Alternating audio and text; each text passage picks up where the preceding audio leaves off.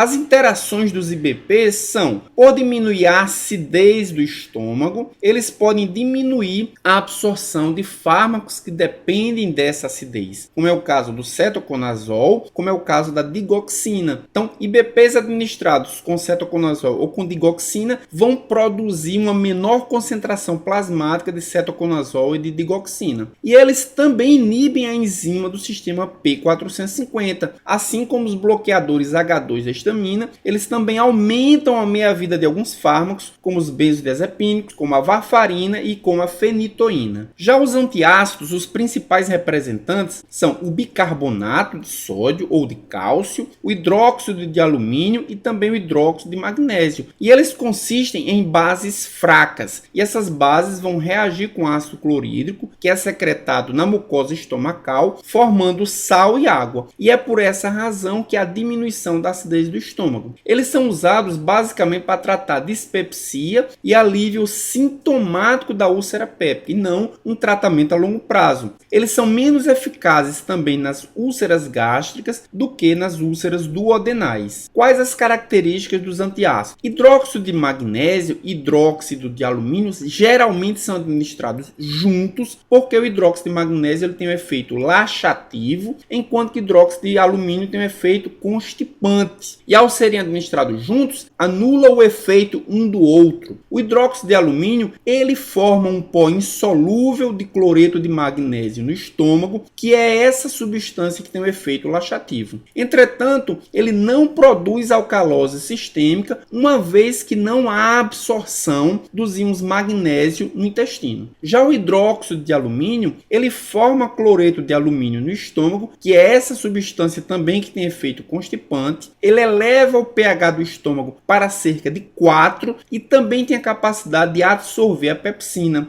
Sua excreção é fecal ou renal. Já o bicarbonato, ele é um antiácido que vai atuar rapidamente, elevando o pH gástrico para cerca de 7,4, ou seja, ele tem uma grande capacidade alcalinizante. Ele também é absorvido no intestino e tem seu uso restrito, pois ele pode causar alcalose sistêmica. Não usar também em tratamento de longo prazo, nem em pacientes com dieta de restrição sódica. As indicações dos antiácidos são dispepsia, alívio sintomático na úlcera péptica e também no refluxo esofágico. E a contraindicação fica para o bicarbonato quando é feito o tratamento a longo prazo, pois o aumento do pH estimula a produção de CO2 e isso induz o aumento da secreção de gastrina. Como a gastrina vai aumentar a secreção de H+, o que observamos é que quando há retirada do antiácido, a acidez, ou seja, os sintomas da acidez, eles são muito mais vigorosos. Os fármacos gastroprotetores principais são o sucralfato e os compostos de bismuto. O sucralfato é uma molécula de sacarose complexada com hidróxido de alumínio. Ao interagir com a acidez, o sucralfato se transforma numa pasta viscosa que recobre as úlceras e age por aproximadamente 6 horas. Como ele não é absorvido, há ausência de efeitos adversos.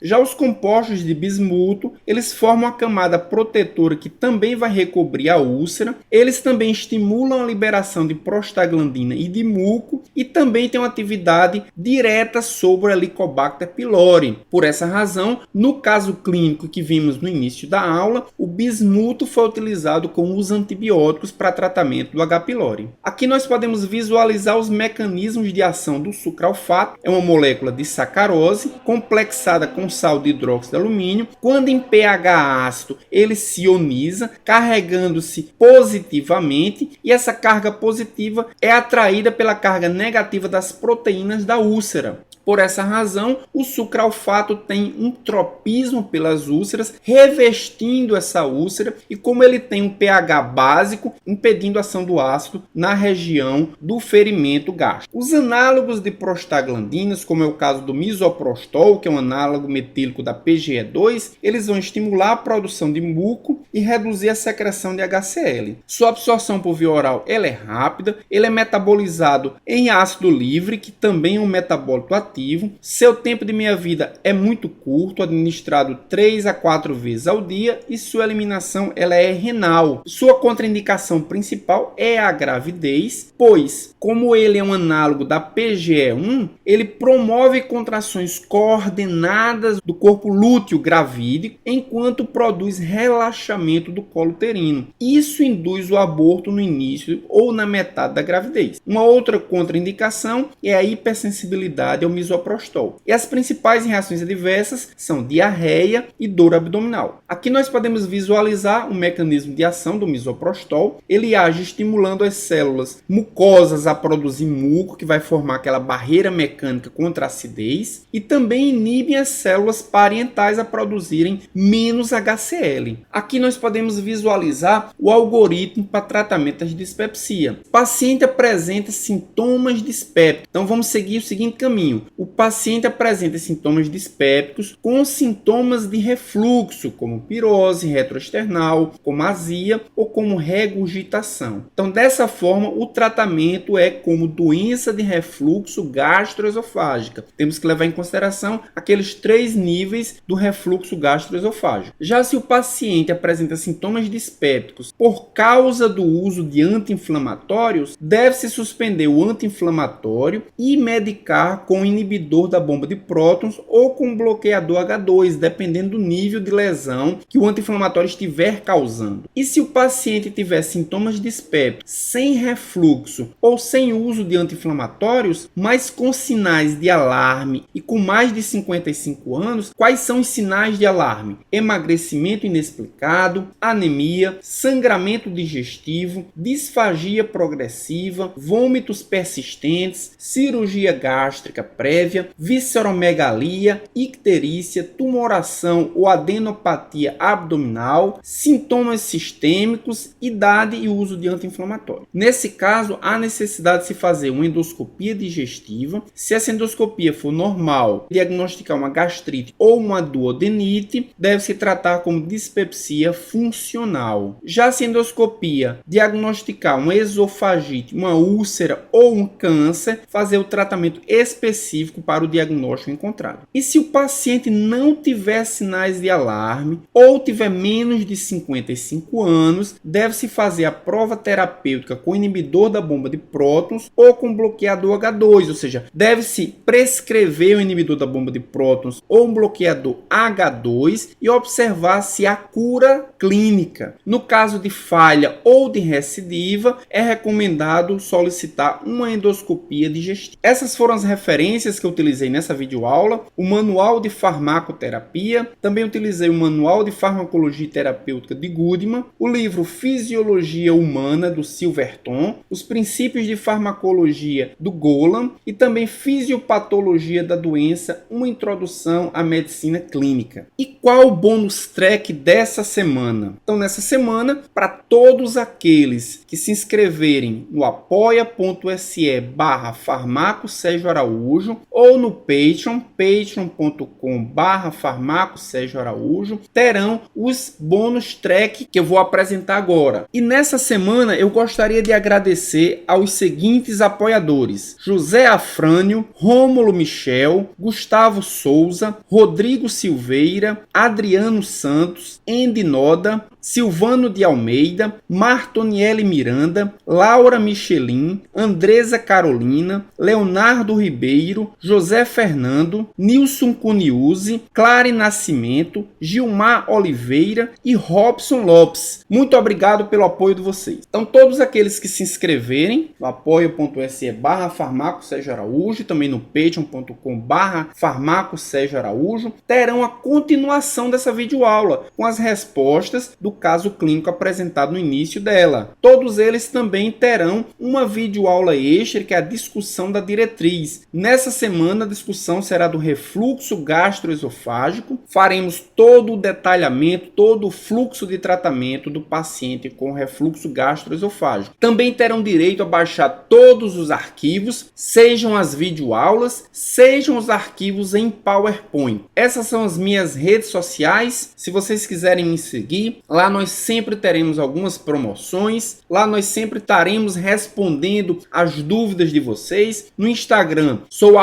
@prof.sergioaraújo, no LinkedIn eu sou @prof-sergio-araújo e no Twitter eu sou @prof.sergioaraú2. Muito obrigado por terem assistido essa videoaula e até a próxima.